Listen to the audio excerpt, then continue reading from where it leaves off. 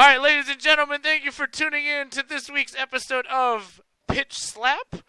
We are joined again today for the very talented Mr. Jonathan Girard.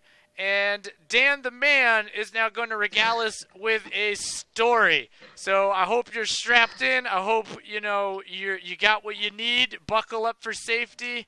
Dan, kick it off the rails when you're ready. All right. Well, for John, this may require some context. So the last episode that I did, I pitched a story. It was basically a John Green-esque romance slash missed connection story between two young women in high school. They're connecting at a theme park. One of them was going to leave. It's set in Rhode Island.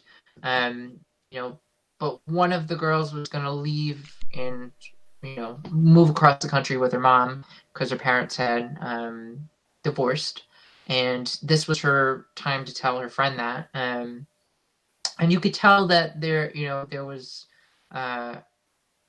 some romantic interest in each other, but the main character in that story, Sadie, was unable to act on her feelings. She was unable to vocalize her feelings. So at the end of that first story, it ends on a sort of hopeful note. Even though she never actually acts on her feelings towards her friend Mal, it ended on a note she was reaching towards her friend's hand and cut to black, really. You know what I mean? In this story, I wasn't anticipating writing a follow-up to that. Although I had a couple of stories I wanted to set in that theme park, I was like, oh, maybe I'll do an anthology. But the more I kept writing, I was like, I'm gonna continue with those characters because I kind of liked writing them so much the first time. So this is a continuation of that storyline. It's called We Will Be Close for the Season. And it is set 4 years after the first story. So the first story was set, they're in high school. 4 years later, Mal, the girl who had left to go to California to live with her mom, she is back for Thanksgiving, to spend Thanksgiving with her dad. And Sadie, the other girl from the first story, is back from college. She attends Brown University. She's a pretty privileged kid. So Mal decides to reach out to Sadie, try to reconnect. They go back to that theme park. Mal, for some reason, is like, we're gonna go to that theme park, even though it's definitely closed. I mean, it's in November. Mal sort of concocts a plan, oh, we're gonna break into the theme park, and Sadie's like, no, we're not, but I guess the gist of this story is, the heart of it is Mal really reckoning with the fact that a lot of time has passed between the past story, 4 years ago, and the present.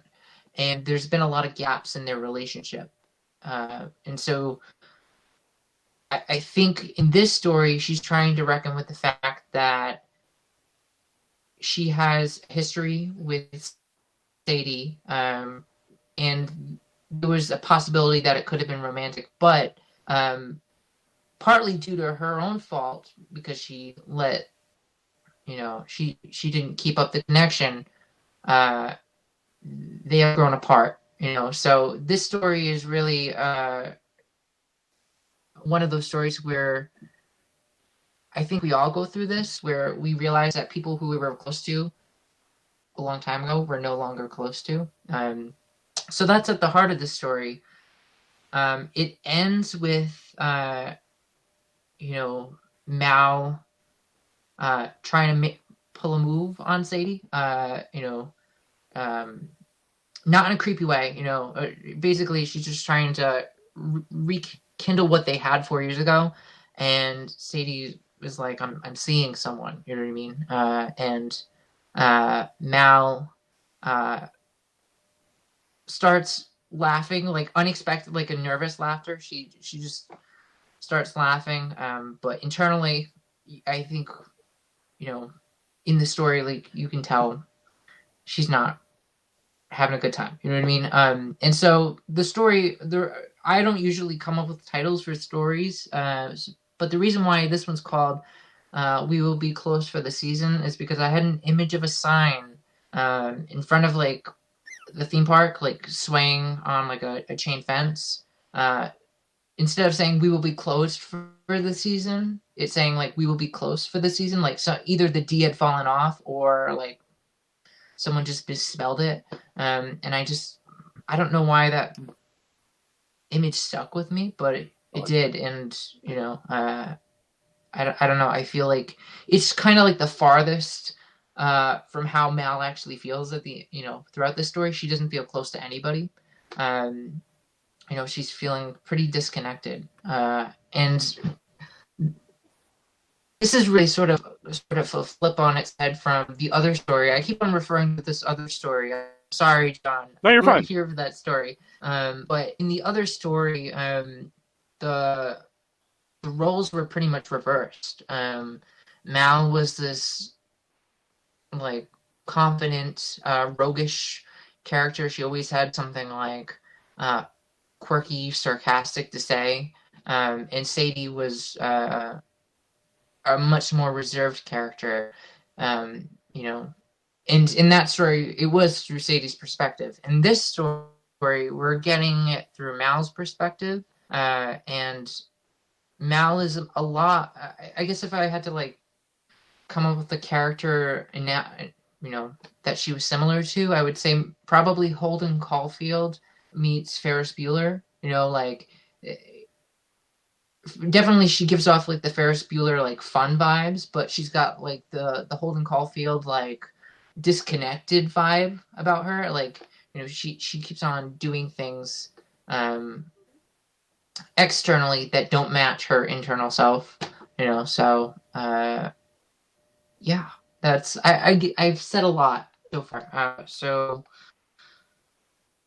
give your thoughts if any of that made sense. I really like it. I just want to talk about the title. I love that title, and I get this image of like a sign, but I think like a sign with like those letters and all. But like you said, like the D is falling off, but you can still see like the outline of a D where it used to be. But it might even be food for thought. Closed for the season, like just.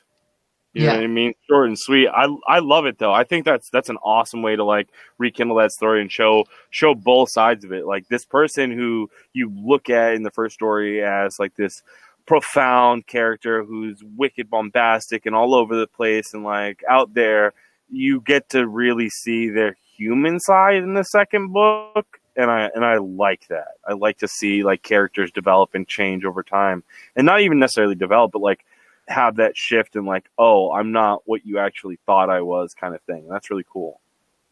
Oh, thank you. I like that, shortening it, close for the season. Yeah, I think that works. And I think it's probably what you would see on a sign anyway, Yeah. So, yeah. Thanks, John. No problem. I think just hopping on that, I think, again, the title as well, it could also double, as a metaphor for how Sadie is feeling, right? And what Mal hopes, right? Where it says it's falling off, so it'd say close for the season. So she hopes they'll be close for this season of Thanksgiving, which is about people getting together in the holidays, right? I think they say a lot of times the most of the time people feel lonely is the holidays, right? And it sounds like this is a relationship Mal has never quite gotten over, where Sadie, we find out, is seeing someone. Whether or not she's actually happy or not, that I guess is more so up to you, Dan, if she is, and if you tell us that. But it's also revealing how I think Mal hopes things will go. Like they will be close. They will be able to rekindle that spark they may have had 4 years ago. And I think that, like you said in your original pitch, these are feelings that everybody can connect to at one point or another, right? That whole the one who got away, is there a possibility it could pan out? Does Great it? White Buffalo.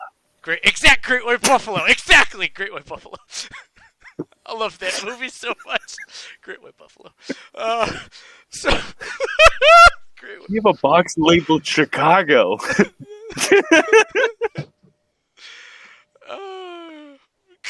White Buffalo. All right. Sorry. No, that's sorry. okay. That's it though. Great White Buffalo.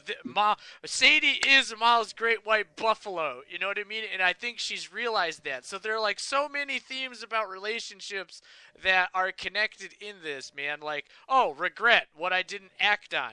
Can this be rekindled? And the list can go on. And like, it's a short story, but it has a lot of emotion. It packs a lot of punch. And I think it's cool they're characters that you're familiar with. So you're like, I created you, and you're watching them grow up as kind of like a parent. So that's really cool. Now, Dan, I want to ask you something real quick. Is like, does Sadie seem like keen to hang out with Mal again? Or is she kind of just like, I have nothing better to do, I might as well? Or is she kind of standoffish? Yeah, so the way I've done a bit of writing about that, and it is from Mal's perspective. So Mal is always kind of reading sort of a standoffishness in there, but I'm thinking of Catcher in the Rye, where Holden tells you stuff about other people, like, oh, he was such a jerk, he was such a phony, where you don't really believe everything that Holden tells you. So I would say that Sadie, and I wrote out a piece where, Mal sort of like confronts Sadie, is like, why didn't you contact me? Why did, what happened to us? And Sadie's kind of like points his finger back at her, and it was like, yeah, I had a lot going on in my life, but like you didn't do anything either. You know what I mean? So I think both of them have a little bit of resentment towards each other. I think Mal, especially since we're seeing it from her perspective, it's complicated. Like she on one hand wants to reconnect and have the same relationship that they had 4 years ago, but on another hand, she is resentful of Sadie and herself for not cultivating that relationship. You know what I mean? I think, I can't really relate on a lot of levels to, Mal. One, I'm not a girl. Two, I'm not a lesbian. You know what I mean?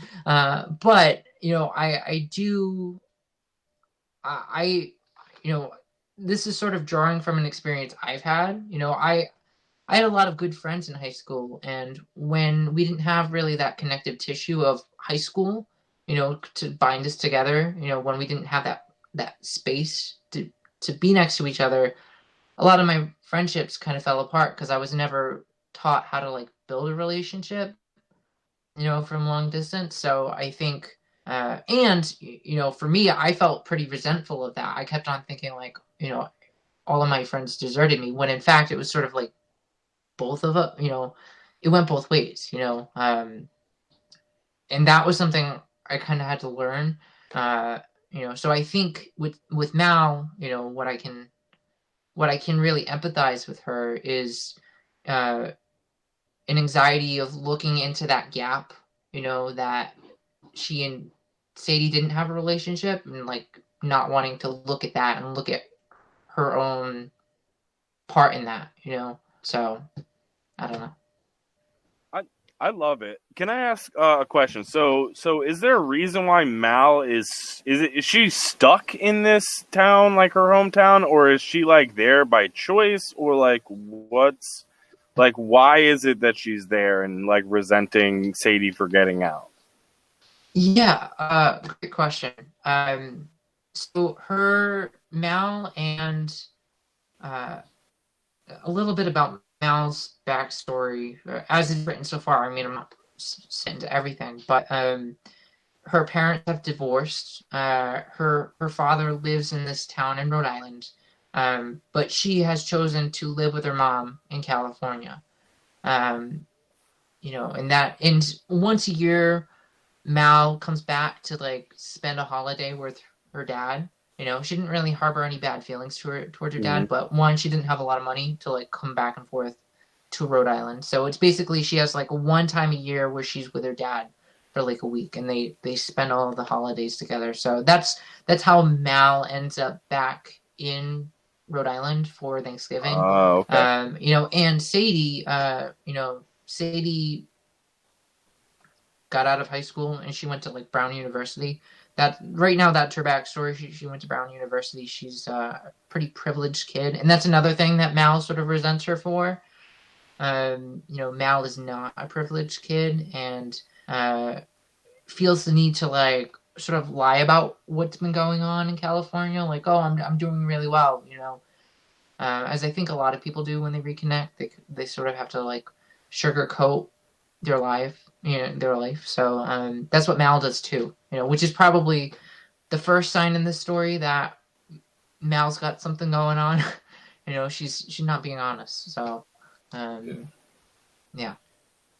It's wild. No, it is wild, and it's like, I don't know, like you just said in that last sentence, right? People feel the need to sugarcoat, right? They don't want to ever seem less than or feel less than, which, that makes sense. And everybody, I think, at some point, until they feel comfortable with someone, they're not going to come out and tell you their business. So I guess it's that whole dynamic of their relationship dancing around. Now, does Mal eventually, Dan, in this story kind of come out? I know you said they kind of confront each other about why they lost touch, but is there something bigger in Mal's life that's happening, or is it kind of just this unanswered question of, like, Great White Buffalo, I messed up, I didn't pay attention to cues, and it's been haunting me? Yeah, it's...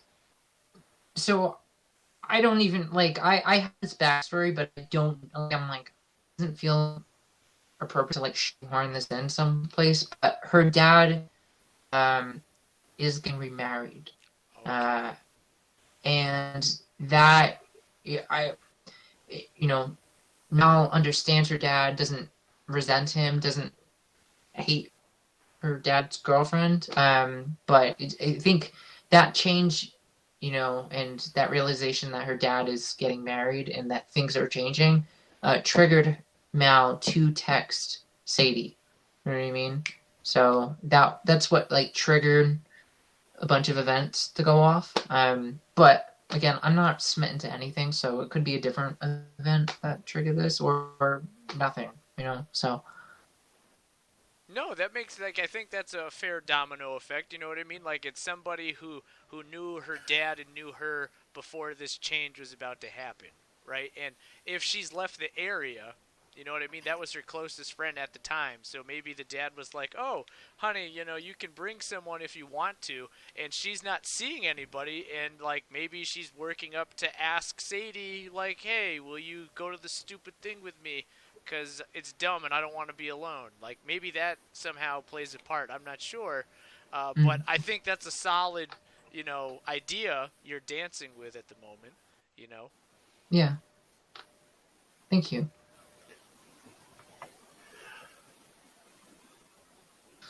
You guys don't have to comment anymore. I don't know. I was interested in hearing your thoughts, and thank you. Yeah, no, I really like it. I think it lends itself to a lot of opportunities in terms of storytelling. Like, you could take it anywhere, right? Like, obviously you have this main concept of like them struggling with, having been far apart from each other for a number of years and now finally coming back and trying to rekindle, even though they're not both necessarily actually trying to rekindle. But like the events around that kind of like Stefen was saying, kind of like coax that into happening it could be a cool concept to play around with. Like, maybe something happens to Sadie's significant other, or if there is a significant other and she's just saying that, to kind of like, oh, you kind of left me high and dry and now you want to like start something, and I was like all game before, and and it's like, it's all about timing, right? When one person wants it, the other person doesn't, and like that wanting or that needing, like you want that person to want you kind of thing, or like chase you. Yeah. Okay. I literally, John, you just like, what you just said is like a literal like note of mine about Mal, because in the original story, that's what Mal did. They had like a will they won't they sort of situation in that story, where Sadie wanted to act, and Mal was sort of like, you could tell like Mal was interested, but she was waiting for Sadie to act, and so Mal in that story wanted Sadie to act. She wanted sort of to be chased in that moment, and it I don't think that's a bad thing, but it's also a little dishonest because you're kind of withholding your own feeling. For sure. You're waiting, so I just, what you just said is everything that I'm trying to say. I love it. I absolutely love this story. Thank you. Yeah. Now, is there gonna be like as in the first story you mentioned, right? It leaves it kind of open ended, right? Fade to black type moment. Will they? Won't they? Is there going to be a definite? Are you thinking like maybe not a ribbon, but like some wrapping paper up on this? Like in the end, like will Sadie end up showing up to that wedding? Just to sit with Mal, and it's kind of open to interpretation, or what are you thinking? That's a good question. I think whereas like the first story ends on a hopeful note, this one's kind of bleak, unfortunately. But as for like a part 3, I did think, if I wanted to do like a third short story about this or about these characters, it's not much of a concept, but I would probably flash forward many years. You know what I mean? Many years, the theme park is going to get shut down. And of course, with, sort of like the nostalgia traps, it's going to be on the news. People are going to be interviewed. And one of these people being interviewed is either Sadie or Mal, and the other person sees them on TV. You know what I mean? So they've created like different lives for themselves, but that story would not be about them like rekindling like a romantic relationship. It would be more just like a nostalgic story, like and I don't even think it would be like, look at the opportunity, look what I've missed. It would sort of be like coming to terms with the life you've chosen. You know what I mean? And if they reconnect, I think it would be a nice, and if they reconnect in some way, I think it would be more meaningful for it to be like a friendship, so I don't know. Like a high school reunion or something they go to or something. Yeah. Cool. Yeah, that would be solid. But I love the idea of keeping it a 3, and like, because rule 3. But but having it where in the first one, like you said, you're very hopeful and like you don't know, but you're like, yeah, possibly, maybe. And then the second one, like completely dousing you and being like, nope, shut it down, like never gonna happen, permanent friend zone. And then having the third one come back and like you were saying, like have this reminiscence and like, oh, like it's good that we never let this relationship go, because we would have never been able to experience the lives that we have now, like having each of them having like a family, or be very accomplished in their field or whatever. Like they would have never done that with the other person in tow, and like the separation, although tough, is like super necessary for them to live honest lives. Can you write this for me, John? you can write this for me. Like, no. Honestly, you seem to have better ideas than I do about this. I love concepts and playing around with concepts and seeing like how you could pull something and like stretch it. But my writing ability like it's okay. Like, I don't think I use any flowery language or anything like that, but the concepts are certainly there. Don't sell yourself short. I appreciate it. Well, thank you guys. I super appreciate like everything you've said and all of your feedback. It's been super fun and super helpful. So that's awesome.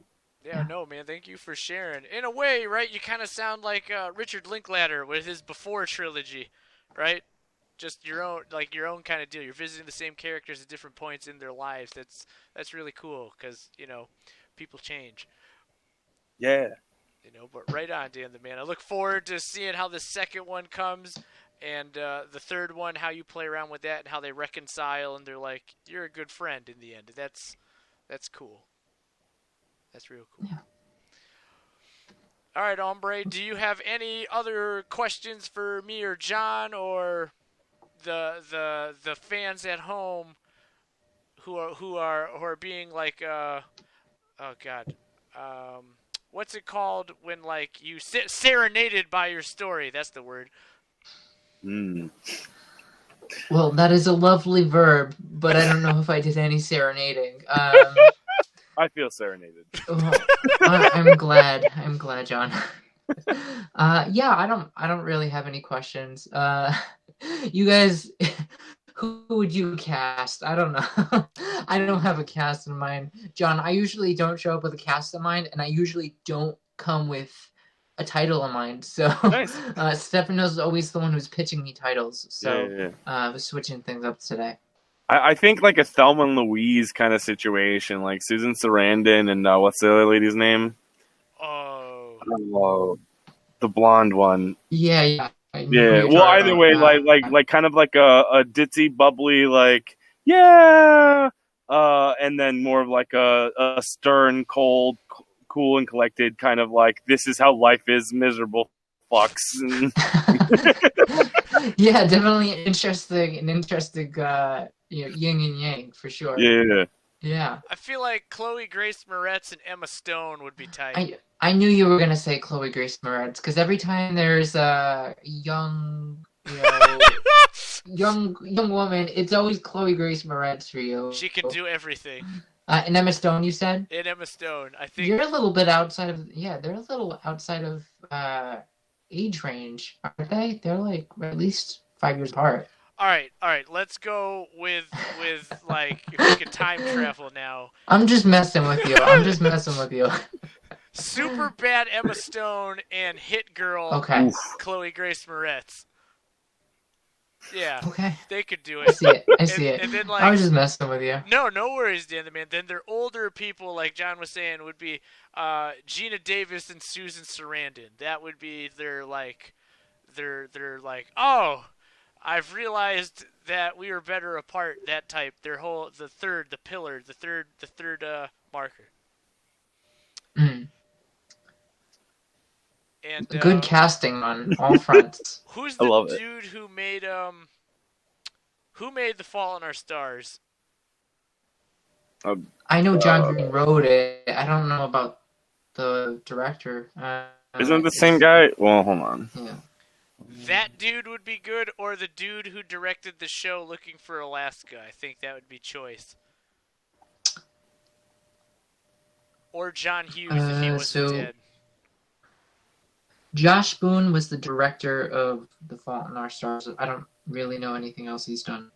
All right, Josh Boone. I think John Hughes would like direct this like into the stratosphere if he was still alive. I think so too.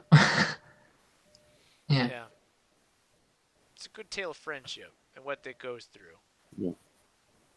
Also, I feel like I Want You to Want Me needs to play it somehow in one of these. Like, there's a scene, you read it, you're like, yup, I Want You to Want Me. That's the soundtrack of this whole... Oh, that's good. Gotta think about the soundtrack. Yeah, for sure. Awesome. All right, Dan Man, why don't you lead us out of this one? All right. Thank you, everyone, for watching. This has been an episode of Oh, we didn't do it on time. Pitch slapped. Pitch Join us slapped. next time. Yeah, there we go.